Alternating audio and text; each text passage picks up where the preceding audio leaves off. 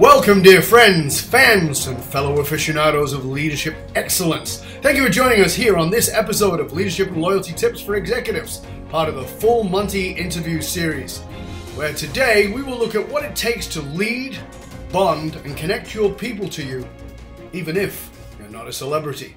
Hi, I'm your host, Dov Barron. I'm the founder of FullMontyLeadership.com. I'm one of Inc. magazine's top 100 leaderships to hire. I'm an executive mentor, Entrepreneur Magazine contributor, and international business speaker, and I want to thank you for joining us here. If you're a new listener, thank you for joining us. Thank you for, and really sort of strap yourself in because we're about to go full Monty. If you're a regular, big thank you to you for being one of the over 1.5 million downloads and making us the #1 podcast for Fortune 500 and consistently keeping us at the top in a bunch of categories, including next-gen leadership, business, human resources, and a whole bunch of other great categories. So thank you for sharing the show with everyone you know. And remember, we need your help to stay relevant. So please go to iTunes, rate, review, and subscribe to the show. All right, let's strip it down and dive right in. Watching and listening to the show, you're either a high-level executive or an entrepreneur or leader in some capacity. And as leaders, we are under a variety of pressures that range from meeting financial and strategic goals to creating and fulfilling vision. But none of these things are actually possible without gaining the attention and the loyalty of our people. Even if you know this, knowing how to gain that attention is vital. The question is there a switch that you can turn on to genuinely keep their attention? Well, my guest today says there is. His name is Itzik Ameil. He is a sought-after international speaker, trainer, business mentor, attorney at law, global expansion authority. He's considered a global leading authority in intentional networking and relational capital. Itzik is a best-selling author of The Attention Switch. He helps business executives, entrepreneurs, professional firms, and associates create, maintain, successful and strategic relationships and switch their business relationships to revenue, referrals, results to grow their business. Itzik does this by providing international public speaking trainings, mentoring through online and offline programs via the Power Networking Academy, the Switch Global Community, and consulting executive services via global expansion firm EyeRon Group. Itzik delivers hundreds of keynote presentations and executive briefings in over 54 countries. Wait, you hear where this guy speaks. He just came back from Brazil and Hungary and places they're on your dream list to go to. He gets to fly in and fly out of those. His keynote presentations, trainings, business mentoring combine interactive practical knowledge with a unique how-to and absolutely unforgettable stories. His presentations and keynote speeches are truly a memorable experience. He has shared the stage with the leading speakers in the world. People like Richard Branson, Les Brown, Darren Hardy, Steve Wozniak, Marianne Williamson, Chris Gardner, and a whole bunch of others that we're not even going to get into. However, right now, please put your hands together and welcome Itzik Ameil. Woo! The crowd goes wild. Welcome, sir. Good to have you here. You are on mute, and we cannot hear you. I said I love it, Dov. It's the most entertaining introduction I ever got. Maybe it's better to be silent when I'm listening to you. Somebody told me that if you want to know how old this person is, just count how many seconds they're talking about him. The younger they are, the less to be talked about. And then it sounds like I'm in 70 or 80 years old already, but the length of what you told about. But the truth to be said, I remember once being in India, though, and one of the guys who was supposed to introduce me to stage was an older, very executive guy in one of the big companies in India, and he didn't know me. He just met me 5 minutes before I went on stage. So he went on stage, he got nothing to tell about me, and he said, "Ladies and gentlemen, I just met the next speaker 5 minutes ago. I have nothing to say about it because nobody gave me anything to read, but I know he's a nice guy." And that's the best introduction I ever got. Yeah. So cool. Maybe you mentioned something in the introduction. I said we talk about the switch, and I know a lot of people saying, it's not a switch. There's no magical thing like that. So first, it's interesting to find enough. There was recently published an article from a German scientist that actually found that what I talk more in a virtual and metaphorical way, switch, actually there is a real switch in the brain that they found out how to tunnel into it in order to make this switch and to turn it from on and off as we turn lights, which is interesting. Really? So maybe the first switch I want to do in our conversation is to turn the, and actually I'm talking to those people who listen to us who are more introverts, those who don't want to be thinking, oh, I hate networking, I hate those old things like me. I didn't like those things. Right. I'm talking to you guys because when we talk about switch, let's start talking about giving attention and not getting attention. So that's the first switch you should make, about giving attention and not getting attention, because everything you see online, offline, a lot of people want to be there. Hey, me, get attention.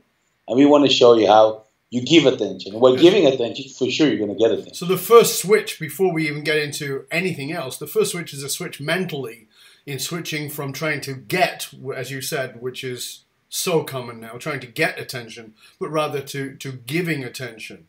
As I always say, seeking to understand rather than be understood. Seeking to actually give something to others rather than trying to get something to others. I think it's a profound and important piece that most people forget because, as you know, we're all trained in this, get out there and give your elevator speech, and the other person, it's like that you're hitting them with a truck. They don't even get a chance to have this conversation and have things happen. That's a really important thing. And it's I even wrote a blog about from elevator pitch to attention switch, because I hate elevator pitch. All those people who study how to say the elevator pitch, and once they finish this 20 seconds of pitching on you, then they become again the gray mouse they were before. And now you ask, what are you doing? And now they don't know. They lost you. Because they're not really as you in the lives, what do you love? They're not authentic. Tell me who you are, for God's sake. Right. Don't give me elevator pitch. And attention switch is all about, giving attention. And when you go to that mood, and how, that's why in English you say, you pay attention. Yes. It's more than money, it's monetary service. You give one of the valuable gifts you can give another human being, your time. By giving attention, giving your time to somebody else. But, that's something you just said there that I think is vital for people to catch. That language. Pay attention. So you're actually paying attention. You're giving that attention. And so you don't try and pay and grab at the same time. You pay. Now what are you paying for? You're paying for that attention. You're paying for that person to pay attention to you. That is so simple, but so profound for so many people who just don't get that. How did you come to write this book? How did the book come about? Because by background, you're a lawyer, right? I'm still a lawyer, yeah, definitely. Lawyer That's and the accountant, background, sure. right? And now you're talking about attention. How did you come to write this book? Tell us about that. So, honestly, I'm still not even planning to be a speaker. I'm not even planning to be an author. I delayed it for years. I was in business and still in business, do a lot of international deals. I was more than 22 years in an emerging market. You can look at me, you're not going to guess where I'm from, although I'm originally from Israel, from Jerusalem. But I look Indian, I look Brazilian, I look Turkey, look everything you want. And emerging market fits me very well. Right. So I went there and I was more than 127 board of directors, helped company expand internationally. That's what I did. That's my focus. But one thing bothered me all those years. I met a lot of wealthy families. Sure. And I could not get it. How could those people are there, talking to me, having lunch, playing golf, and I go to work hard and then make 10 times, 20 times, 30 times more money than me? I could not understand. As a lawyer, as a young lawyer, I could not understand. So actually, all my career, if you really want to go and ask, what did I do? I really was looking up and thinking, what is the secret? What is that thing that I don't know that I have it probably, but I didn't discover? So it was more for me a journey of discovery. So I've been lawyer just for a profession, but Itzik the person loved people all the time. Mm-hmm. Itzik the person always looked to connect to interesting people. I never dared to talk about it. As a lawyer, I cannot say I love people. They think, what is this guy? Order an ambulance for him. It's crazy. What happened? You're a lawyer. Be logical. Yeah. And I was not typical because in my background, I was actually IT programmer. And then, my father sold the computer, bought encyclopedia because he didn't like that I didn't sleep for 2 nights. And that's why I tend to be a lawyer. So my personality is not typical lawyer. No. I like the business part. I like the negotiation part. Talk to a lot of ambitious people, be together, build things together. But it took me 22 years. And the matter of fact, maybe I'll tell you a little story, because my book started with this story. really, really changed my life is one day, on the 25th of February, 96. So I hope your audience allow me to tell a very short story. But it's from in the time when I used to live in Israel. I used to live in Tel Aviv in that time, work in one of the big law firms there. And my girlfriend, now my wife, she was a ballerina, and she came to Israel to be an au pair for 1 year. And in that time, she lived with a family in Jerusalem. So I used to, sneak 3-4 times a week to be with my girlfriend, in the evening. And early in the morning, I'll take the first bus to the central station in Jerusalem, and from there to Tel Aviv to my work, to the office. And in that morning, the 25th of February, 96, if one of our listeners will wake up with me, we'll have a coffee, we'll have a croissant, and I was about to go get the bus. I was going all the time. My girlfriend hugged me. I ran and missed the bus. So I had to wait 10 minutes, and the next bus came. In the morning, it's almost the same routine, same people, sitting in the same place. It's all the same thing everywhere in the world. And so we stepped in the next bus 10 minutes later, and we're in the way to the central station in Jerusalem, and in the way, the police stopped the bus. So something may happen, so they shift the bus to go from another route to the central station in Jerusalem. And we are there, curious. So we asked the bus driver, can you open the radio? Can you see what happened? And he opened the radio. And that's where we found out that the bus I was taking every day exploded. Wow. And everybody died from a terrorist attack. And though I didn't share it for 22 years, I don't need pittiness, It was a shocking event in my life. But I realized after so many years, what is the reason I love people? What is the thing, the little details that I add to the story that you heard me saying that make me not being on that bus? That's the little hug. That's the little act of attention that somebody who loves me gave me in that moment. And that really saved my life, not being on a bus. A hug saved your life. Nobody in the world, an act is out of giving attention. Now, nobody in the world can convince me. If you give attention to another human being, whoever he is, your partner, your employee, your employer, whatever, it will save your life. More than that, you get business, you get clients, you get friends, you get everything you want if you know to give your moment, this precious moment, to another human being. So that's where it starts for me. That's phenomenal. And when I wrote my book started with a story called The Hug of My Life. And now you know how it is. That's amazing. And you and I have had a conversation off before we recorded, and for me, it's all about relationships, and I think it's the ultimate currency. But the meaning and the part of the challenge is using that term currency immediately makes it something that's a little hard, and people are looking at it in a different way. But for me, the simplicity is, I like you, I work with a lot of executives and a lot of leaders, and very often, I'm sure you get this too, I'm having a conversation with one of these people, and they're telling me about the bottom line, and they're and I'm talking about people, and I'm talking about purpose, and I can see their eyes glaze over, and I'll call them out because that's what I do, and I go, tell me what is going on right now. Why have I lost your attention? Why have you stopped focusing? Well, this is soft skill stuff. I'm about the bottom line. I have to meet the board, and I said, listen. If you really want to know what the bottom line is, it's actually soft skills. It's your people. You don't have anything without relationships. Doesn't matter how technologically advanced your company is, there are people involved. And unless you are committed to being what I call in this book, in my last book, what I call your CRO, Chief Relationship Officer, as well as being a CEO, it's all going away.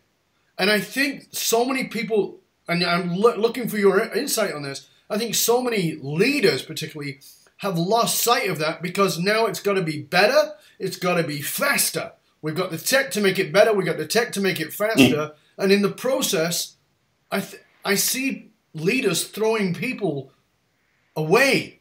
Are you seeing something different, or are we on the same page here? So I love what you're asking, because it's indeed one of the biggest difficulties I have a lot of time. People think, okay, yeah, nice, but it's a soft skill. So one thing I define, that's not a soft skill. When I teach the word relationship capital, I teach it as a hard skill. We know nowadays to measure it. And when you measure it, there's a very tangible thing when you talk about low trust, high trust. The same with skill, with the relationship. We can really see it. When you have a high trust, when you have very good relations with people, it's multiplier of the business you get it. Now, if you show that people in a hard way, those people who are more left-brained would understand it. Yeah. But you're right that it comes from something. That's the reason, by the way, to the guys who listen to us, to the men listening to us, listen carefully now. Women's better than men in connecting with people. For years, men were better because it's all about closing the deals. And we are better in that regard. The ladies will talk around. But now, if you look around, we're in the connecting age. If you look at all the social media, even LinkedIn, women pass the men. How come? Because in the heart of what I'm teaching, there's one word which disturbs a lot of men, and that's care. One of the 7 strategies for building attention on networking is caring. And caring sounds like a fluffy word. What is caring? Oh, it's fluffy. Yeah, it sounds fluffy. But that's really difficult because a lot of the tough cookies guys in the board of directors do not understand that word, and that's why I'm teaching. I'm sitting in a lot of board of directors teaching care. Sounds crazy, right? Because care is something that we're born with, right? Woman more than a man, as they say. But the thing is that a lot of those words that we're using, I don't need even to define. I don't need to define attention. Warren Buffett once said a beautiful thing. He said, all those things are like air. If it's there, nobody knows. Nobody notices. But if it's not there, everybody knows. Exactly. If somebody don't care about you, if somebody don't give you attention, you pick it up right away because you have the nature skill, natural skills. But that's the problem. And you don't notice. That's why 86% of personnel leaving, not because of money, because of not satisfied. What is unsatisfaction? Nobody gives them attention. Nobody tapped on the shoulder and said, amazing, good job. Thank you for working for us. So it's all coming in dealing such a relationship. So it's not a soft skills nowadays. It's in the heart of the business. So, for me, this is one of the challenges, and I've brought this up with others of my guests, and I'd love to hear your input on it. For me, one of the things that I bump up against is even if they get it, right? Even if that executive, that leader gets it, very often that leader has 5, 10, maybe 15 years left. And from their point of view, listen, what I've done has worked. And the people who are under me are of the same kind of age bracket. So they get my, well, they would call it direct, but it's not direct. It's bottom line driven. It's not people driven.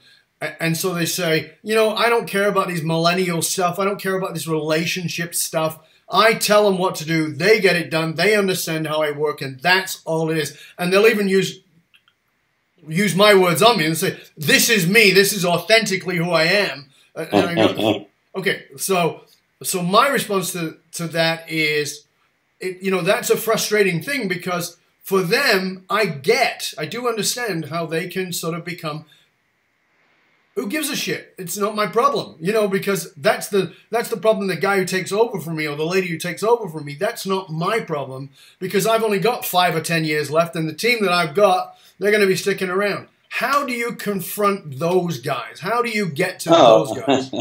I love your question because I have it many times happen to me. It happened even in the audiences. Sure. There will be this guy, this older guy, stand up, senior person, don't care about nobody. Said, Itzik, I understand you, but I disagree with you. And he will argue with you. Okay, and I'll stop. It's okay, you know what? Do we agree that you have to be the same all the time? You have to be you? Yeah, absolutely, sir. Okay, great. That's your word, authenticity. I don't use the word a lot because people do not know what it is. But to be yourself all the time, sure. With your friends, family, business, sure. Same guy, great. So, sir, you look like in the 60s, right? He said, yes. Do you have grandchildren? I said, true. Yeah, I have. How many? Yes, 3. All right. And a weekend, you see your grandchildren? Yeah, once in 2 weeks or so. Great, awesome. When you see them, do you play with them? Are you nice to them? Or are you yelling at them, being an asshole to them toward other people? And he was quiet. And he said, you know what? That's a very good question. So I'm asking you there, if you're an asshole with your grandchildren, with your wife, with your children, as you are with the business, this tough asshole, this tough cookie, be there. You know what? You're authentic. I salute you and be there. You have 10 years, go away. And I'll teach you in a second why you could do. But if you are not, ask yourself, why not? Because, if you're more empathetic, if you're more sincere, if you're the same person at home, bring it to the work environment. Be this executive, change your mind. See what happens. See what magical thing will happen. Now, to those tough cookies, I'm happy to be training, as you do, a lot of board of directors. Right. Now, I'm not a change agent. I don't think change takes a long time. And I don't have 20 years to change people, and I don't want to change. But what I want you to realize, there are people in the organization who dearly believe in it, more than that, actually behaving this way. So let's find these people, I'm telling them, and let them shine. Let them show them that you believe in it. You allow it in the company. You don't have to change, but let them shine. When they start shining, all the people like them will start shining on the organization, and the change will happen by itself. So you want to know what exactly the top people could be the same tough cookie, the same don't believe in it, don't have to change the behavior. I don't ask them to change. I want the organization to change. Right. And it's proved to be by Edelman Trust Barometer that in nowadays the people who make the change are employees, not the employer. So if you have strong employees who believe in the message we're giving, who give more attention, more sincere to the clients, to the suppliers, to the colleagues, the environment will change, the culture will change, the company will change without changing even the executive. And that's sometimes easier than just trying to change those people in the world because they have so many years of experience. It's hard to change those people. Yeah, that's my belief. But from their point of view, you know, they are, I'm not going to say you because you're younger than me, but my age and older, and they're, you know, they grew up, as did I, with the mentality, and you know, I'm talking against it, but I know I grew up with it too, which is vulnerability is weakness. This caring, you know, makes you. I will actually use Dan Pina's word. I actually put this forward to Dan Pina. You probably know who that is. And Dan Pina says, yeah, it makes you a pussy. Those are his exact words. You know, and I get that mentality because I grew up with it. I learned that. I also know it doesn't work today. But again, there's that, well, it doesn't work for you, but it works fine for me because I'm in charge and I'm bringing down the hammer all the time. And I've said the same things as you have, which is, you know, my example to people all the time is, do the people you love trust you? And they say, yeah. You know, tell me 3 people you love, you actively demonstrate love to, who trust you. And they get no problem coming up with 3 people. And I go, well, why do they trust you? And they go, well, because I'm this and I'm this and I'm this. And I go, no. It's not those things. They trust you because you love them. And if you want trust from your employees, you want trust from your team, you want trust from your customers, that has to happen because you love them. I'm not talking about whining, dining, and romancing them. I'm talking about genuinely caring, having empathy and compassion. Like, you know, it's like, that is so still mind-boggling to so many, don't you think? I mean, it's like so many. Sure, I have 2 things for you. First, I mean, I've been accused also being in a commercial bank, and I also being said, you know, if you're a director, you have to be very strong and very, you know, tough.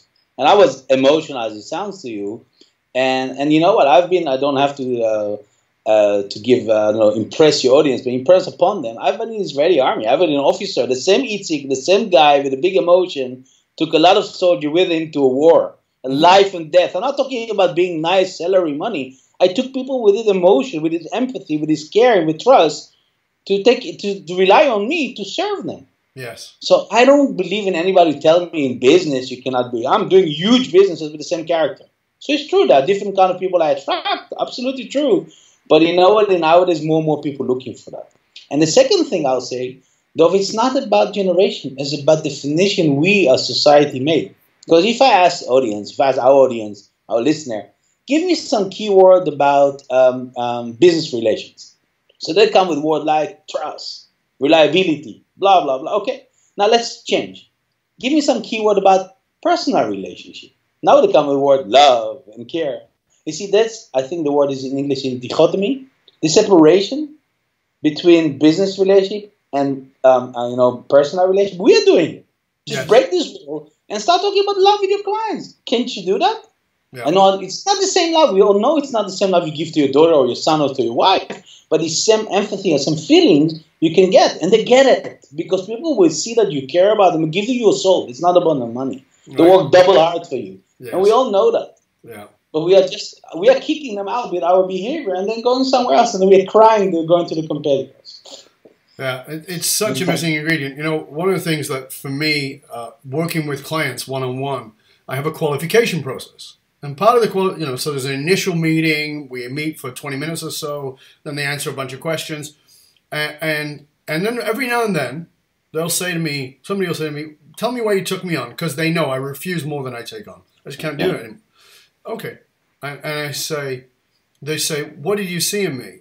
And I say, you're probably not going to think it. I'm going to answer what you're not going to think. And they go, what do you see in me? I said, I saw that I could care for you. And they said, well, tell me what you mean by that. I said, well, we work together, and this is how I work with my clients. We start with an initial contract of blocks of time, and then we're not done after that, but you pay for a block at a time. And it works, right? And I say, now here's the deal. If at the end of the first block, I'm not in love with you, we're not working together anymore. And they go, what do you mean? I go, if I don't deeply, genuinely care about you, by the end of that first 8 times we've met, this is not going to work. And they go, why do you say that? And I said, because I know I can only serve those people I love and care about. And I know that the people who love and care about me are the ones who serve me. And it's that simple.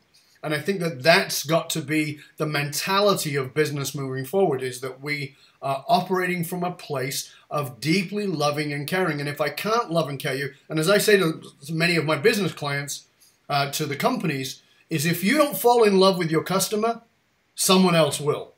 And we're all going to go towards the love. Don't care who you are. Don't care how tough you think you are. You're going to go to where the love is, unless you're a complete sociopath. And if you are, we can't do business together anyway. So, but when you're telling it, you can see on you that you're talking from a point of painful for you, which means you do care. You see, you can see your facial expression. Yeah. And you see you really care. A lot of people, they say it, but they don't mean it, you see. And you can see it. So I don't want people there who are listening to us, okay, let's use this word, they talk about love. You don't need to talk about those words. You could say the same as you are, but if you mean it, people will feel it. So there's more than just the word people are using. We all know that 87 or whatever % is body language, and the expression we use is not the word we're choosing. So we don't ask them, I guess, Dov, to start using the word love, because it's difficult to love people still. Well, yeah, but if you're really genuinely there for the other person will feel it. Well, for 20 plus years, I've spoken about authenticity and the importance and power of authenticity. And now it's this word that's bantered around, as you were saying earlier. And really, it's faux authenticity. It's let me tell you the story that I think is going to be good to manipulate you, as opposed to this is the one that's in my heart right now, and I'm going to share it with you. And it may be embarrassing. It may be hurtful. It may feel like I'm tearing off my own flesh. But my desire to connect with you is more important than my own embarrassment. And people don't get that. So they show this faux authenticity or this faux caring. And for me, it's fascinating because I have a massive bullshit meter. It is like that. I can't remember they had in South America, those things that scan for ETs. That's what mine's like for bullshit. And I think that in my experiences, millennials have a very similar one. Millennials can spot bullshit a million miles away. But a lot of Gen Xers and baby boomers get now, okay, I've got to be more authentic, got to be more caring. But as you said, the words are there, but there's no music. It's lacking that soulful substance. If you were going to say you're confronted with one of those guys right now, and you've watched him, right? So you've been paying attention on the sidelines, and he's been at your event, and he's listened to you, and he's kind of got it, and he's going away and he's practicing being more, quote, loving, caring, compassionate, empathetic, but you can see that there's the words but no music. How do you guide him? What would you say to that person doing faux authenticity, faux caring? So actually, I'm focusing on 3 words all the time. For me, they are the connection, communication, and collaboration. And now you're actually touching the second word, the communication styles. You need to know people's communication style to be able to. I'm not talking the same language. People who do not understand my language. But if you're talking their language, and you touch the same point, because I believe human beings are human beings. So people are playing tough. I play tough. I can be tough. As I said, I've been in the army. I'm a lawyer at the end of that. I can be tough. I can be very tough cookie. But in the side of me, there's a very soft person who wants to care, wants to love. But I'm not going to give it to everybody as you are. Because they need it for themselves. It's not for me. It's not love for myself.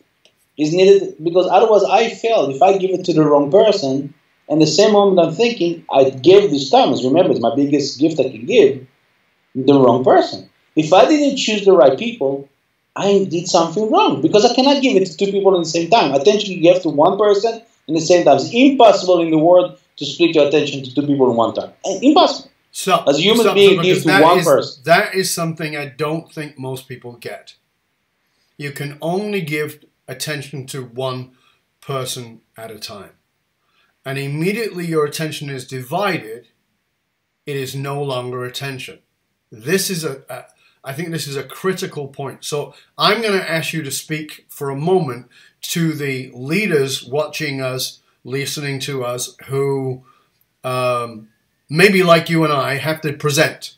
Maybe it's not a profession like it is for you and I, but they do have to present. And they go, well, okay, I'm now in a room of 10,000, whatever it might be. How do I give attention to that audience? You just said attention that's given to more than one person isn't attention. How do you guide them? So I'll give them two neat little tricks that I'm using. But one question I will ask them first. Yes. Now, when you listen now to Dov and Itzik, just ignore our voices now. What else do you hear? What else next to you do you hear? Maybe you hear your air conditioning, maybe the car passing by, maybe some birds, whatever. What do you hear? Ask yourself the question. Now, notice one thing. This was a tricky question. You see, because you there giving your full attention to Dov and Itzik now. You chose to give us your attention. You could choose to do anything else now. You could choose to listen to the music, to the birds, but you make the choice in your brain. You are the one who's responsible for it. You see how big this gift is when you choose to give one person. So that's why this scarcity of attention has become bigger and bigger because of all distractions are coming our ways. Look at your killed children. I mean, we have at home, every weekend I'm at home, we have 1 hour of attention, I call it. Because I found out many times I'm sitting with my kiddo, with my two girls, my wife, all of us with iPad, whatever, and we're just sitting there, we're not talking to each other. I thought it's crazy. Yes. You may think it's the modern way, I don't think it's the modern life. Part of it, yes, part of it not. So we stopped this 1 hour, we touch no mobile phone, no TV, no iPad. We give attention to each other. Look at each other's eyes. I don't need you to talk to each other, okay? Give a hug. Look at each other. That's enough for me. That's attention. Two things I'm using. You asked when you're presenting. Here, two things that you should show the other person. They're sitting, listening to you, that you really sincerely give your attention. And that 10,000 people, you said, though, right? Sure. So what I do, I know there's a small audience. First, yeah, sure. It's a huge audience, but for a lot of people, I guess. But how do you do that? So first, I will give one tip. I always give a come in advance to an event. I'm not showing just for my speech. I will be between the people. Now, it's for a lot of harder people full of ego. It's hard, I know. That's why I'm not interested to be known. I want to sit between the people. I want to talk to them. And I'm sometimes even going to tease the person next to me. I'll sit next to a person and say, who's the next speaker? It's my picture on the brochure. What's that picture? What is he going to talk about, this guy? Oh, I don't know. Let's see. And then on the stage, ladies and gentlemen, our next speaker, Mr. Itzik Ameil. Oh my God, that's my turn. I have to go. And the guy said, oh, I'm sorry, sir. I'm sorry, sir. And I'm going on stage. I'm asking this person later on to stand up. And I said, what did you feel when you didn't know who I am? We spoke, we connect. What did you feel? You know, because when people coming after I speak on stage, standing in line, kissing you, or hugging you, talking to you, now I'm not sure what they want. Right. Now it's interest-driven. Now I'm like an unknown guy, so now they want to talk to you. But before, when I was unknown to them, I'm sending that they didn't do the chance. But I'm doing it in purpose to know few people. These are the friendly faces that I already know in the audience. And when I'm on stage, you know, I don't look in the dark. I don't look at the lights. I will focus and give 1 second, split of a second to the eyes of this person. And I move my eyes and look 1 second on this person. I move my eyes 1 second on this person. And believe me or not, all these people, one by one, because I remember, they're standing in line to talk to me afterwards. Because in that moment, I said, I magnetize the soul. This is where they feel, because attention is such a thing that comes to the heart of the person. They feel it. Yes. It shakes them. And they say to themselves proudly in the house, oh my God, this guy on the stage, this guy looked at me. Yep. He gave to me. Yeah. And that's the power of attention. So that's one thing I think you should do to give attention to people. Yeah, I teach my speakers exactly the same thing. That you must speak. You don't talk to the universe. Whatever. You've got to speak to one person at a time, and it just happens to be 1 in 10,000. And don't do a whole presentation to that person, because that's weird. But just find those people, and it's one of the things. I have not met him, but I've met several people who have met him and talk about meeting Bill Clinton. I was with him in 2004. And everybody tells me the same thing. When you're having a conversation with Bill Clinton, you are the only person in the room. And it's that dynamic attention that creates the charismatic pull. Whether you like it, I remember having a conversation with somebody who said, you know, was going to this thing and they were kind of pissed off because they were going to it for something else, but Bill Clinton was the guy. So they paid a lot of money because Bill Clinton was there, but they wanted to sit on a table next to this person. So this was their focus, but they had to, you know, and as a result of being at this table, which was the high-ticket table, they got to meet Bill Clinton. Now, this person was a Republican who did not like Bill Clinton at all, you know, based on what they'd made up. And I had a conversation with them, and I said, what a guy. I was having a conversation with Bill Clinton. I didn't want to meet him. When I met him, I felt like he made me feel really important. He became a Bill Clinton fan. And I could see the torment inside of his mind because he disagreed with his policy, but and that's what he said. I disagree completely with his policies, but like this, and it's that dynamic attention. It's so high value. So and maybe even more, Bill Clinton, I mean, because I brought him in 2004 in the Netherlands and we did things, I can tell you Bill Clinton is a good example of teaching you that to become a very good connector, you don't have to be born with it. He taught himself that for years. He's carrying himself a little black book. And when you talk, he writes. He writes. You said, I have 2 daughters. You write it down. He said, I was a lawyer. You write it down. Because he's not thinking I will remember. Now, when he writes it down to you, come across as giving you attention. Yes. He's interested in me. But he's going to use it. Because next time he's coming to your country, he's going to look for you. He said, hey, Itzik, how's your daughter doing? So now they're going to be this age because I was here 4 years ago. And how are you doing? Did you stop being a lawyer? He will ask you, how the hell does he know? Because he told me. They say most people forget what he tells them because they're embarrassed to take the notes and start writing. Imagine this exactly now. Take a note, and next time somebody talks to me, start writing. Start writing what people are telling you. Don't start remembering. Write it down. Because you're not going to find a lot of those things. They give you all the answers, all the information you need. That's why I said to a lot of people, you want to get to a lot of business? Instead of going to the stupid conference that you go every year, you find all your competitors, go out of your circle. Go to a crazy event, out of whatever, who cares? Just go to the exhibition center in your country every month. And go there and go to the exhibition area. Can you see which company has more money or not? Sure. Probably the one with the big stands have more money, more budget, right? Right. And go there. Now, those people bored like hell. You can talk to them, you can ask them all the questions in the world. And they will answer you. They give you all the information, the name of the CEO, his email, everything you need to know on the silver plate. Now you just go home and send email to the people you need to send. It's all about giving attention. People do hard work, talking, do elevator pitch, and you can get all this information. And none of your competitors will be there because it's nothing to do with your business, you see. So it's almost like those who are looking for a fun girl, the best place to find is a shopping mall. So, I mean, that's the same strategy. That's your strategy, is it? Yeah, I mean, you go to the most expensive stores, and I don't need it because I'm married to my first girlfriend, those I mentioned before, but if you go to the most expensive store, Armani, Gucci, whatever they are, there's probably for their beautiful lady, for sure. And the store will not be so full because most of the Japanese, not many people going there, so it'll be a little bit empty. You can speak to this lady hours. She's not going to run away. She has to stay, and in the end, you're going to pick up the number. So side bonus of this particular show is how to be a pickup artist, instructed by Itzik, who is going to be doing a course on this. Not at all. But I want to show, because I mean, I'm taking people with me internationally. I don't like, as you are, I don't like theoretical thing. I like to do it. Yeah. So what I'm telling you, because I'm living what I'm saying. I'm taking it with me and connecting to important people, and they don't understand, how did you do that? I said, exactly what I told you. Because most people come in to get attention. If we go and give attention, and I was prepared.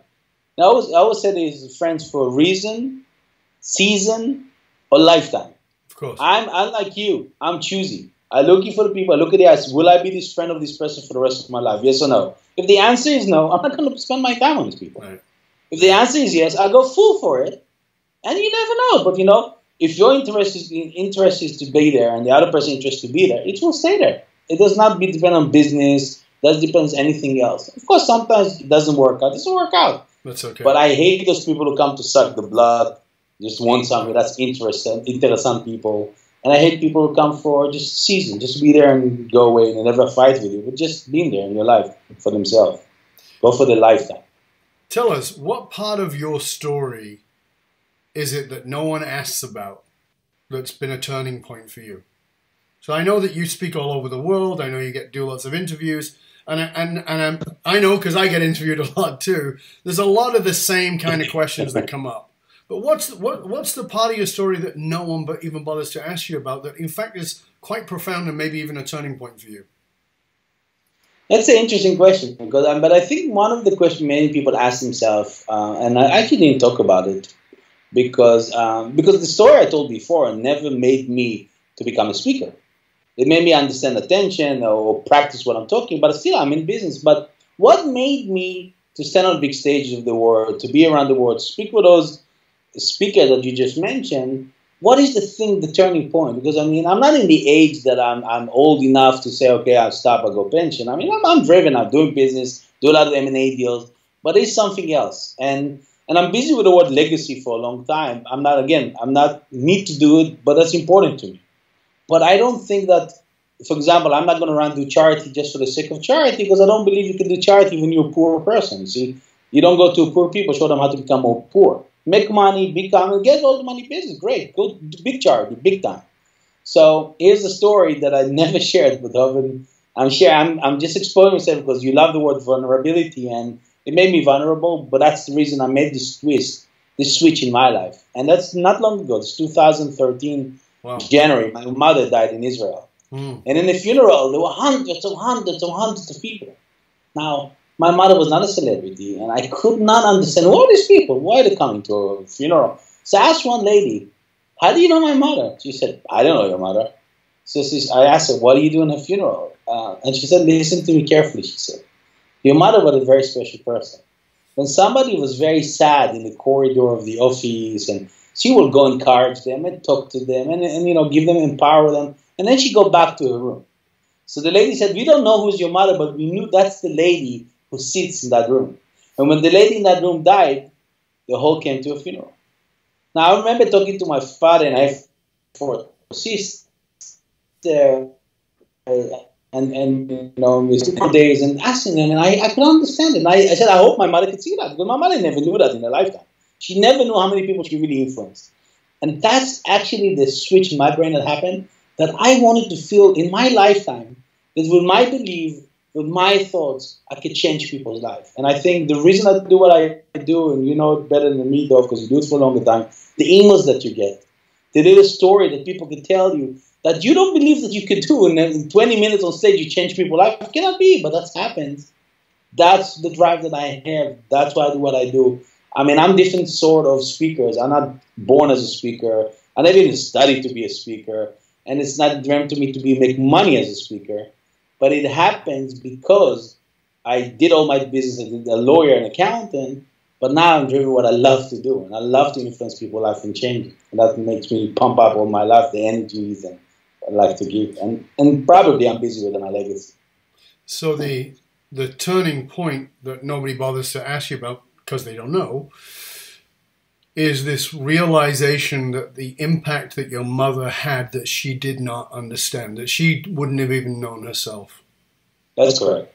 You know, one of the things that, as a story that I tell the speakers that I train, and I say, you know, those of us who become speakers or have a desire to become speakers, let's just face the facts. We're secondhand rock stars. Most of us don't play the guitar well enough or sing well enough, but we want the applause, we want the accolades. And I said, and own that, accept that, it's fine, it's no problem. Just can't let that drive you. It's okay for it to be something that's there, but it can't be the driving force. And there's a particular story for me that transformed my speaking. And by the way, by then I'd already been speaking more than 20 years when this happened. I've been speaking 32 years now. Yeah, so it was close to 20 years, probably 18 years in. And I'd done this training. It was a multi-day, 5-day training. It was at the end of that training. And like you know, people were very gracious. They stand and they take their time to come and thank you. And I have a guideline for that. And that is that if you want to come thank me, I'm very grateful to receive that. But don't stand there and tell me thank you, because it doesn't mean anything. It's just, for all I get, you're a Canadian. You're just being nice. You're being courteous. So when people say thank you, I always say, for what? You know, sometimes people will tell me, but sometimes I'll say what? And this lady stood in front of me, and I can remember it clearly. She changed my speaking career. She was in her early mid-40s, red-haired lady from Toronto, and she stood in front of me and she said, I want to thank you. And I said, for what? And she paused. And she said, for my grandchildren. I said, I don't understand. I said, I know you're not here with your grandchildren because there's no children here. And she says, no, I don't have any grandchildren. My daughter's here and she's pregnant. And I said, oh, okay. I still don't understand. She goes, because of what I learned in this program, you've changed my relationship with my daughter. That will change my relationship with my grandchild. It will change my daughter's relationship with her child, and will change the relationship of my daughter's grandchildren. And I immediately, just started to flood with tears, because I suddenly realized that what we do in giving attention, not in teaching, but in giving attention, in focusing in and really caring about people, is not the impact on them. It's the ripple effect. It's that magnificent ripple effect on people. And this is what I teach my speakers. You're there to share your message, to touch the hearts of people who will never know your name. Those grandchildren. That's what somebody else said, that, it doesn't matter what you said. It matters about how you make people feel. That's it. Exactly. And so those grandchildren will never know my name. They'll just say their grandmother was really wonderful, or their mom was really sweet, whatever it was, because of something I shared and made a difference. Fantastic. Awesome. And so now what I get is, I've learned, and it took me a long time, is that sometimes you're standing in front of an audience and you walk away and you feel like, oh shit, I could have done better. Because for me, I can always do better. I know that. And sometimes I'm a little disappointed in myself. But what I remember is, who didn't line up? Who didn't take the time to line up? Who was so moved that they didn't say thank you, but actually snuck out of the back? Because I've had that experience too. Somebody's come back to me 5 years later and said, you don't know me. I was in your seminar 5 years ago. And I'm like, no idea. And they say, you changed my life. Like, it's getting that level of focus and caring about somebody. Again, it's paying attention as opposed to trying to get paid. And at the end, when you stand there, it's nice. I got to admit it. I like it. You're paying me attention, and that's lovely. But the power is not in that. The power is in those people who I paid to, and they took it and did something with it. And to people that I'll never, I mean, for me, that is the essence of what it is you're talking about there in the story with your mom. That's what she did, because you said to the lady, she didn't know your mom. You probably wouldn't have even known her name, but she knew the impact. And that, for me, is profound. Thank you for sharing that. You're welcome very much. And I think for those people who listen to us, I think you should understand that there is a structure behind everything you're saying. It's not fluffy. It's not soft skills. It's much more than that. And if you really want to get more referrals, for example, we talked about revenue, you need to learn the structure of those things. And if you learn to copy it, you go connect to the right people, you don't waste your time on the wrong people, and then by saying that, you don't need a lot of people, need enough of the good people, and then you'll be successful big time. Yeah, and you're right. There is some people are very natural at it, but there's actually a structure. And like you said, particularly for people who feel a little intimidated or feel like they're introverts, and your book takes them through those steps, right? Can you give us... Yes and no, yes. And that book is just the beginning of the process. No, I understand that. There's much more getting out of the book. Absolutely. Yeah, of course. But can you give that person who's sitting there watching right now, listening and saying, I don't know where to start. What's the first step? But let's hit it harder. Let's say a Fortune 500 executive, a high-level performing individual saying, I've got all this success. I don't really need to bother, but I get that this is important. But I feel it's weird. I'm successful, but I feel a little intimidated by this. Tell me the first couple of concrete, simple steps I could take at Itzik. What can I do? So it's awesome that you asked me, because that's actually what I do also beginning of the year. But the first question I can ask this person, okay, you heard us saying that you need to connect to the right people, right? So who are these, let's say 20 people you need to connect next year to get you to the next level of your business? Do you have such a list? And most people do not have. Give me a list of those 20 people. Give me the name of these people you want to connect with in the coming year. They don't need to have the business for you, but they will get you to the next stage of your company, of your career, whatever it is. Who are these people? Do you know them? And when you go that stage, you make that list, then we'll find out how to get to them. If you know them, if you met them, it's great. If not, so that's why they have two lists there. There will be people that you know, relations that you have already, but you didn't know how to connect deeper and get better with them. And there are people you don't know yet, and you want to connect with them. Right. So different structure, different people. But if you start with people that you know, that bothers me the most. People going every year to the network event, the New Year's coming, they're going meeting. I ask them, what did you do last year? You already know thousands of people, right? What did you do with those people? We all know that we ought to connect to everybody with 6 degrees of separation. Yes. All social media based on that. Yep. So why the hell do you need to meet new people for? Find the people you already know. Find the people you want to get to know and see who can get you there faster. Right. And if you know other people will get you faster, let's bond with these people better. Let's do it the right way, in a structured way. And we'll know by doing that process, you'll find out who are real, who really want to connect with you, who are really friends. I don't want you to get to the time when you need help, when you be sad moment, and then you need your friends and family, and you find out you have nobody. I don't talk about that. That's when you really be examined to see who your connection, what your relationship capital worth, you see. But before that, let's build this relationship capital. And here's the mistake many people think. You should go connect with an influencer. Really? You've spilled coffee on your shirt. I don't need to introduce you to Obama. Maybe you need a cleaning lady. That's the influential person in that moment. So I hate the word influencer people. I mean, it's not about those people There's so many people, amazing people you never will hear about and never heard before. And they will be the right people to connect now with. Like the cleaning lady. And you're missing them. Yeah, exactly. I mean, I have a lot of stories in my book about it. I mean, my biggest client I brought to the bank that I used to work was from the cleaning lady. Right. Was a Nigerian lady coming cleaning the office every day. And I would be nice to her. Talk to her. Christmas came. I gave her a present, and she was sending the money to a family in Nigeria. And one day she came with an envelope to invite me to a network event in the embassy in the Netherlands. Now, I went there just in networking, and she knew I like people. I met the ambassador, and the ambassador was actually a second cousin of this lady. And with him, I brought the biggest oil and gas company to the bank. Now, nobody in the world can convince me I pitch on this lady to talk to the oil and gas company. Of course not. You see, but people are missing these opportunities all the time because look at this person's face and can you give me business? Not about him. It's about those 10,000 people behind him. Again, and maybe the person you want to meet is behind him. You miss opportunity.